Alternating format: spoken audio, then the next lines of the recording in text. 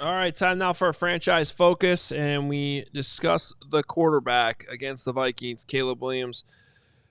Just 58.1% completion percentage in this one. Didn't get to 200 yards passing. Sacked. I guess if there's anything, he only got sacked twice. Got hit. Felt like a million times. One touchdown there at the end of the game to Keenan Allen. And the passer rating, not as bad as you might think, 86.9. But, guys, it's not it. Yeah, there wasn't a good game. It wasn't. It didn't feel like a good game. No, he missed how many open receivers over the middle, that they put that on display on the telecast. His touch on these deep balls and some of those still not there. All right, so there was a comment that was made that said that the play calling was awful.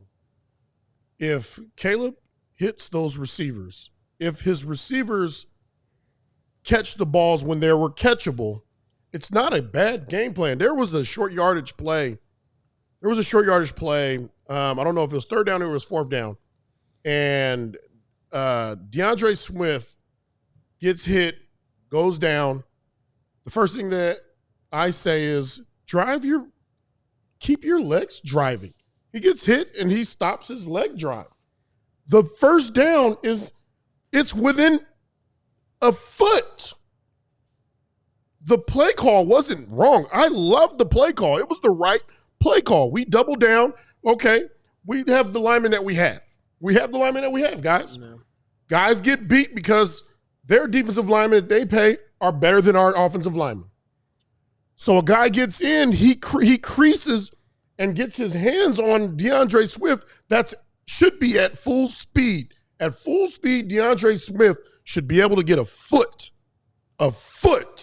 Yeah. Right. But when he gets touched, he stops moving, driving his legs, which is cardinal sin for a running back, and we don't get the first down. There was nothing wrong with that call. So my only pushback, though, Lance, because I agree with everything you just said, and it's been frustrating with DeAndre Swift in these short yardage situations kind of all season.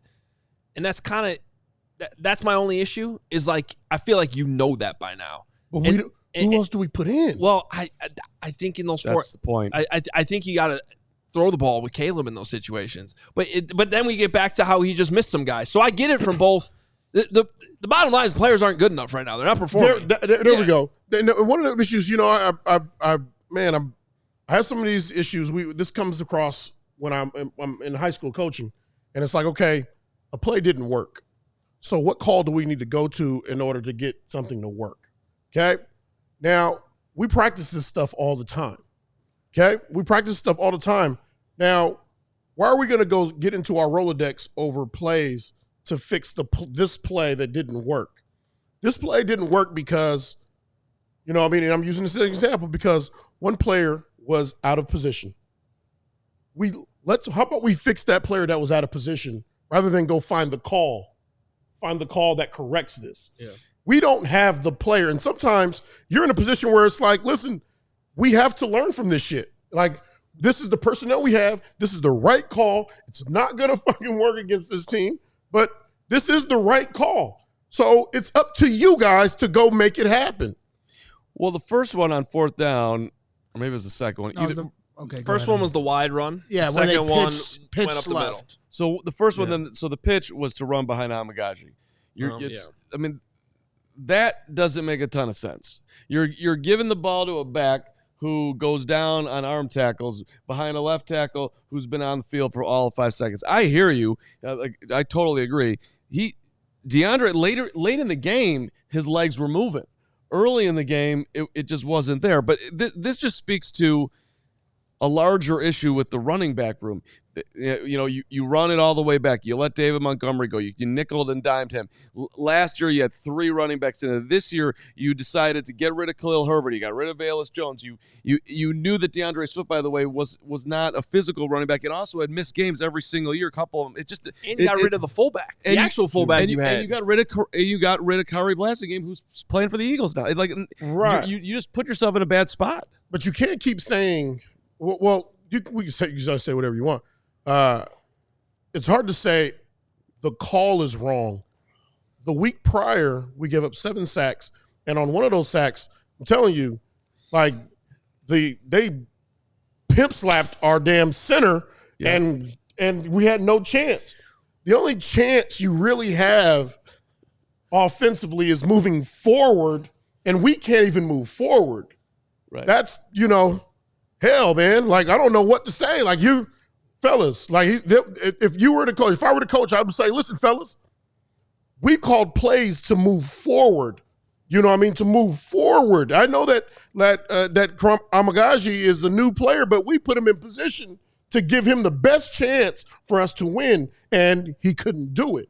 Well, and to kind of reverse engineer this conversation, this is what I worry about with hiring a Ben Johnson. Because I'm sorry, Ben Johnson might be the greatest play caller in the history of football, but when he goes from coaching the guys he has now to coaching the roster he's going to have next year, it's not going to be the same results. Yeah. They might be better, but the Bears are not going to have the number one offense in the league just by hiring Ben Johnson. There's too many other problems across the board. Yeah. Well, we went through that with Mike Martz. And I can remember players that played on that team where they told stories about, like, they'd get in the film room and they'd be like, and Martz would say how he wanted the play to go. And he's like, yeah, well, we don't have Marshall Faulk. And we don't have Torrey Holt. And we don't have Isaac Bruce.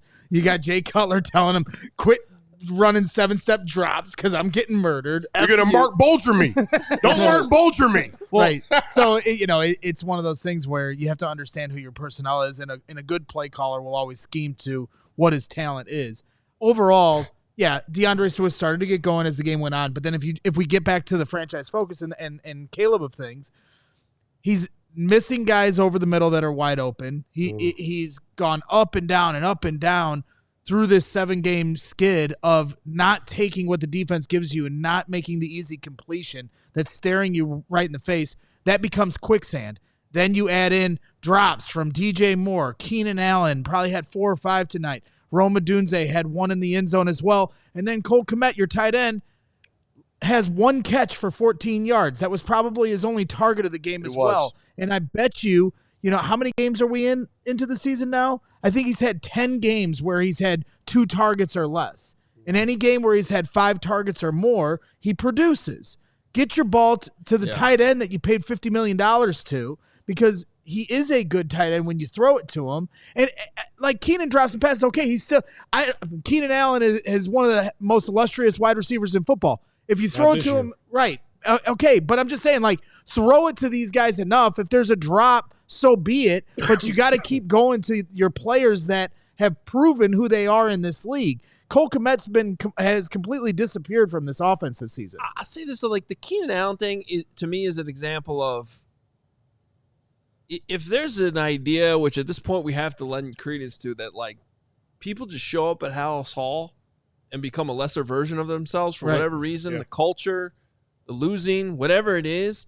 Like, the knock on Keenan, where we all said it at the time of the trade, if this trade doesn't work out, it's because he gets hurt, because he's old. He ended last season, and he's just not going to play enough games. But even then, the trade's probably defensible because you're just trying to help out your rookie quarterback.